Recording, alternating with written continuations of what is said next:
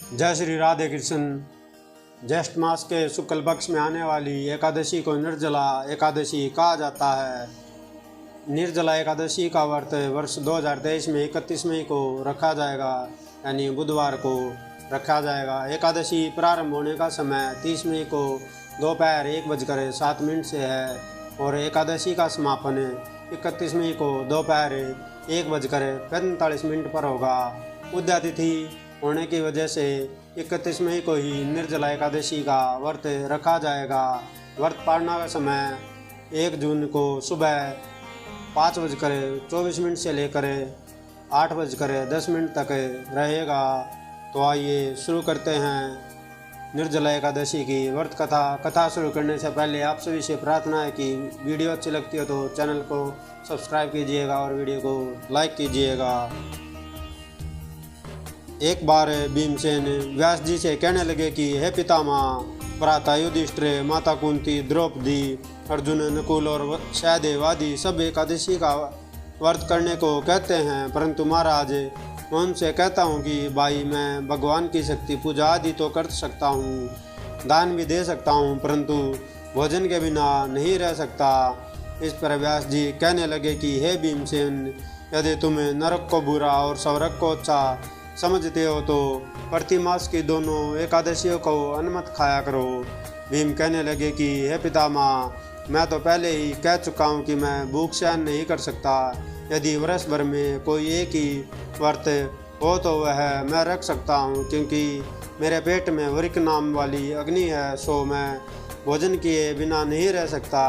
भोजन करने से वह शांत रहती है, इसलिए पूरा उपवास तो क्या एक समय भी बिना भोजन किए रहना कठिन है। अतः आप मुझे कोई ऐसा व्रत बताइए जो वर्ष में एक बार ही करना पड़े और मुझे स्वर्ग की प्राप्ति हो जाए।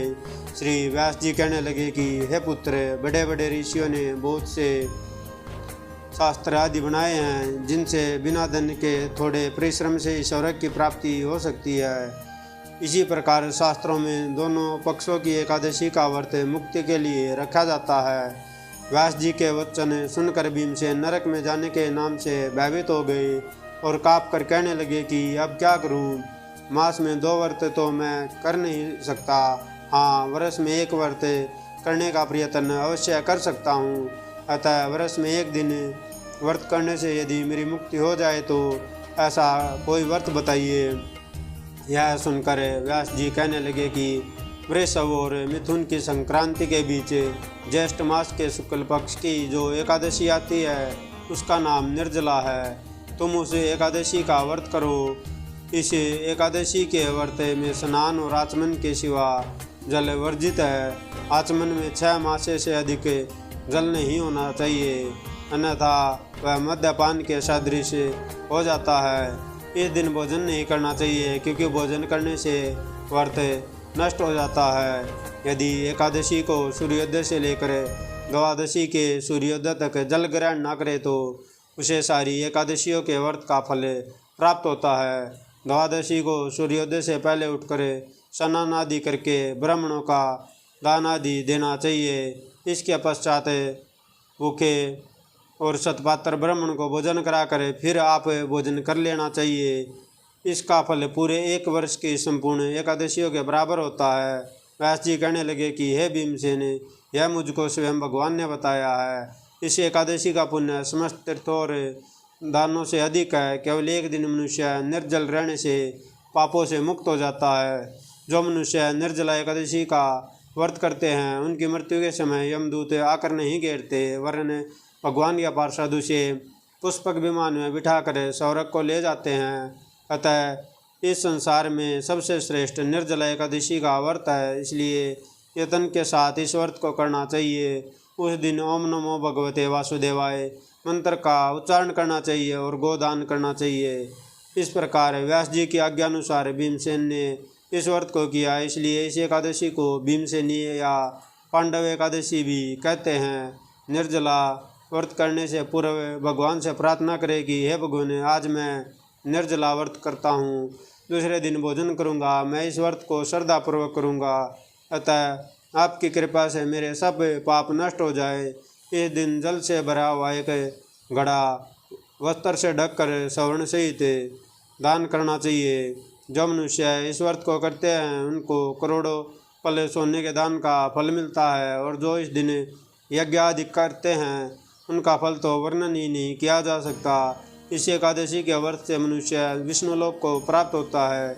जो मनुष्य इस दिन अन्न खाते हैं वे चांडाल के समान हैं, वे अंत में नरक में जाते हैं। जिसने निर्जला एकादशी का व्रत किया है वह चाहे ब्रह्म हत्यारा हो, मद्यपान करता हो, चोरी की हो या गुरु के साथ द्वेष किया हो, मगर इस व्रत के प्रभाव से स्वर्ग हो जाता है। हे कुंती पुत्र, जो पुरुष या स्त्री श्रद्धापूर्वक इस व्रत को करते हैं उन्हें अग्रलिखित क्रम करने चाहिए। प्रथम भगवान का पूजन, फिर गोदान, ब्राह्मणों को मिष्टान व दक्षिणा देनी चाहिए तथा जल से भरे कलश का दान अवश्य करना चाहिए। निर्जला के दिन अन्न, वस्त्र, उपान, ज्योति आदि का दान भी करना चाहिए। जो मनुष्य भक्तिपूर्वक इस कथा को पढ़ते या सुनते हैं उन्हें निश्चय ही स्वर्ग की प्राप्ति होती है। इसी दिन भगवान श्री कृष्ण ने देवी रुक्मिणी का हरण किया था, अतः यह रुक्मिणी एकादशी के नाम से भी जानी जाती है। तो यह थी ज्येष्ठ मास की भीमसेनी एकादशी या पांडव एकादशी या निर्जला एकादशी की व्रत कथा।